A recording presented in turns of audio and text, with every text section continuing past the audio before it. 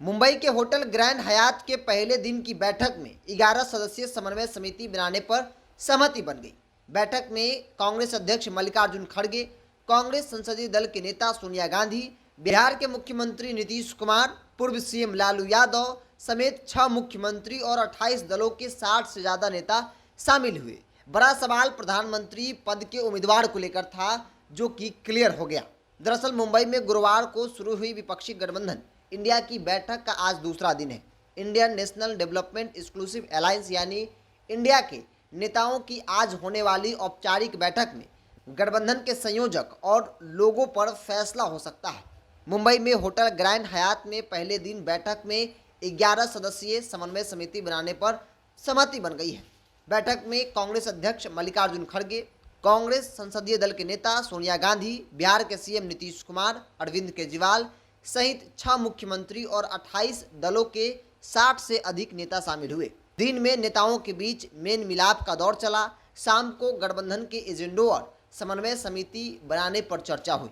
तय किया गया कि समन्वय समिति हर राज्य का दौरा कर वहां के राजनीतिक हालात का अध्ययन करेगी। उसके बाद सीट बंटवारे पर फैसला लिया जाएगा। तो जो बड़ा सवाल थे कि आखिर कैसे समन्वय समिति काम करेगी, तो वो भी अब तय हो गया है।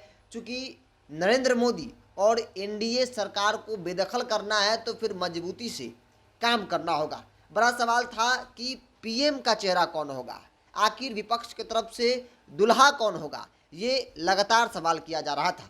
अब इस सवाल के जवाब देते हुए पश्चिम बंगाल के मुख्यमंत्री ममता बनर्जी ने विपक्ष के प्रधानमंत्री उम्मीदवार के प्रश्न पर कहा कि इंडिया हमारे प्रधानमंत्री का चेहरा होगा, हमारी मुख्य चिंता देश को बचाना है। ममता बनर्जी ने कहा कि भाई हमारी मुख्य चिंता देश और संविधान को बचाना है। ऐसे में प्रधानमंत्री का चेहरा कौन होगा कौन नहीं होगा, ये बड़ा विषय नहीं है। अब ममता बनर्जी के इस बयान के बाद कहा जा रहा है कि शायद विपक्षी पार्टियों की रणनीति है कि बिना प्रधानमंत्री के चेहरा तय किए हुए तमाम जो विपक्षी पार्टी गोलबंद हो रही है वो चुनाव लड़ेगी, और रिजल्ट आने के बाद जब बहुमत आ जाएगा तब यह मिल बैठकर तय किया जाएगा। इस तरह की चर्चा जो है राजनीतिक गलियारों में हो रही है। तो सबसे बड़ा फैसला कि 11 सदस्यीय समन्वय समिति का गठन हो गया है।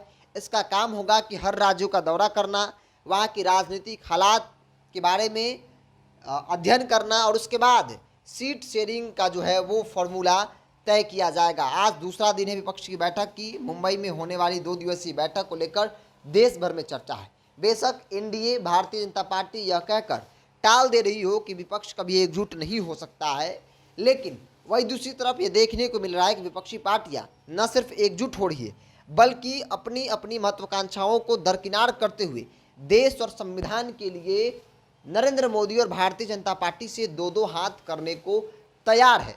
क्योंकि आप गौर करेंगे कि जो विपक्ष की पार्टियों में जो नेता हैं उनकी एक दूसरे से बनती नहीं है, ये सच्चाई है। बावजूद भी अपने मतभेद, छोटी मोटी लड़ाइयों को दरकिनार करते हुए सभी नेता जो है वो एक साथ आए हैं। मानना है कि नरेंद्र मोदी की जो सरकार है वो तानाशाही सरकार है, देश गलत दिशा की ओर जा रहा है, संविधान को बदलने की बात कही जा रही है। नीतीश कुमार के इस गठबंधन में आने के बाद, या फिर यूँ कहें कि नीतीश कुमार ने जैसे इस मुहिम की शुरुआत की, विपक्ष के नेताओं को लगा कि जब नीतीश कुमार जैसे नेता अगर यह सोच रहे हैं कि विपक्ष एकजुट हो रहा है, तो फिर विपक्षी पार्टियों का एकजुट होना कोई बड़ी बात नहीं है। क्योंकि नीतीश कुमार ने सीधे नरेंद्र मोदी और भारतीय जनता पार्टी को चुनौती देते हुए बिहार की सत्ता से बेदखल किया था। वैसे वक्त में जब विपक्षी पार्टियां डरी हो, जब विपक्षी पार्टियां सहमी हो, जब विपक्षी पार्टी के नेताओं को ऐसा लग रहा हो कि अगर हम नरेंद्र मोदी के खिलाफ बोलेंगे तो फिर जेल जा सकते हैं, उस परिस्थिति में नीतीश कुमार ने भारतीय जनता पार्टी को ठेंगा दिखाया था, और यही फैसला विपक्षी पार्टियों को एक मजबूती प्रदान कर रहा है। नीतीश कुमार की पहल से इसकी शुरुआत पटना से हुई।